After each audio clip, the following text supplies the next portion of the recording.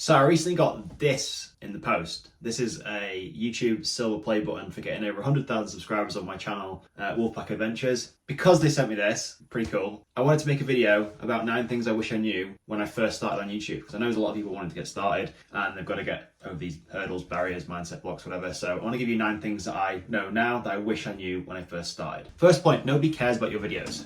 Like as silly as that sounds. You're sharing videos on the internet, nobody really cares. Everybody has their own stuff going on. If you're sat worrying about whether somebody's going to like your video or not, what the feedback's going to be like, what the comments are going to be like, stuff like that, and you're not posting videos on YouTube because of this fear, I can just tell you now it's absolute BS. Like nobody cares about what you post. You just have to keep posting for one, which I'll get into later in the video. Understand nobody cares about your videos. Everyone has too much stuff going on in their own lives to worry about whether you made a mistake at 3 minutes 42 in your video or whether you chose the wrong title or thumbnail or topic for your video. Most important thing is you get started and you start posting videos. Second point is about finding your niche. And this is quite interesting because I have a niche on Wolfpack Adventures, which is all mountain biking and adventure travel sort of stuff. But it didn't start like that. And a lot of people start on YouTube without a very clear defined niche, message, voice, whatever. There are a couple of different ways you can go about finding your niche.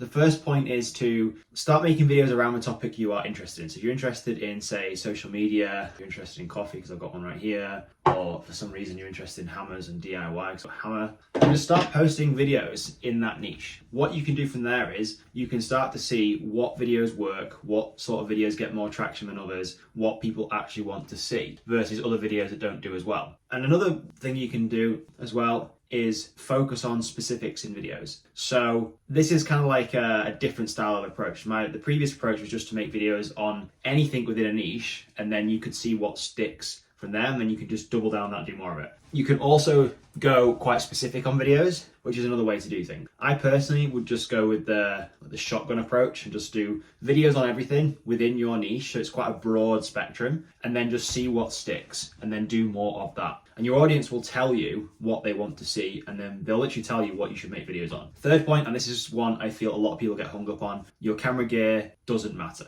Really doesn't matter. I'm shooting this video right now on an iPhone. Like it literally doesn't matter at all. You don't need fancy 4K cameras. You don't need fancy microphones. Even though I have all this stuff, the most important thing you need to think about is your idea and your packaging of your video. The idea is the concept, like what your video is actually about, and the packaging is the title and thumbnail. Because you could put so much work into this cinematically edited video, but yet if nobody clicks on it in the first place, what's the point? So that's why the packaging, the title and the thumbnail is super important, along with the concept or the idea of the video. So don't get hung up on spending thousands of pounds and dollars on gear. Just use what you have right now and then start investing in more expensive gear if you want as your channel starts to grow. Fourth point is not to worry about the numbers. So a lot of people get hung up on numbers, whether that's views or subscribers, when they first start out because they don't want to post videos that just get no traction or no views. I can almost guarantee that when you post videos on YouTube, for the first 10, 15, maybe even 20 videos, maybe even more than that, you're not going to get any views. I can pretty much guarantee that. YouTube has an algorithm and it's always trying to connect your content with an audience. So you have to keep posting videos for YouTube to understand what you are about, what your content is about, and what types of people it wants to put in front of.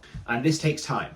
Don't worry about numbers. Don't get hung up on how many subscribers you have. Literally, subscriber growth means absolutely nothing unless you want these stupid play buttons like this, where you have to get over a certain number of subscribers, which is cool, but don't focus on vanity metrics like that. Just focus on creating good videos, good ideas. Fifth point is use your unfair advantage. So if you have an advantage in your life or in your skill set that you're really good at, use it to your advantage. So for me, it's mountain biking, social media growth, all these types of things which I want to create videos on. I can create videos on these topics without ever running out of ideas. And it's really fun and easy for me. And it's what people actually want to see. So if I was to pick something that I wasn't as passionate about, I can guarantee I would run out of ideas and I would lose interest really fast, and then my channel obviously wouldn't grow. So if you have an unfair advantage, maybe this is something that people come to you for advice on, or it's like a commonly asked question, or you just know you have a really good expertise or skill in a certain area, then maybe it's worth thinking about starting your YouTube channel on that topic or in that niche. Next point, this is going to sound counterintuitive, focus on quantity over quality to start with. So a lot of people will put loads and loads of effort into their videos, which is cool, but what you want to do is think about this like the gym. You want to get the reps in. If you want to build muscle in the gym, you have to get the reps in. I know it's a silly analogy, but it's so true to YouTube. Mr. Beast, I remember hearing on a Lex Friedman podcast, was talking about this, and he said, just post 100 videos and improve something every single time. Whether that is better titles, better thumbnails,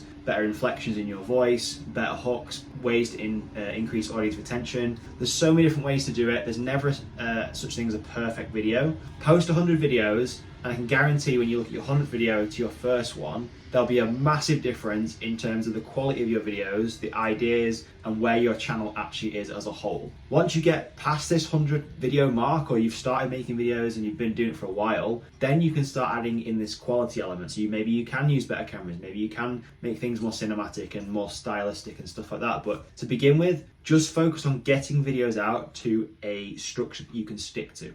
The next point is all about being patient, which kind of ties to this previous point of making 100 videos. Think of YouTube like a long marathon distance run rather than a sprint. You want to be in this for the long haul. And to me, if you're making videos and doing this should be your like lifelong ambition. I mean, some people do build channels on the side, but if you want to do this full time, why does a time limit even matter on how long it's going to take you to reach X amount of subscribers or views or how much you're making a month?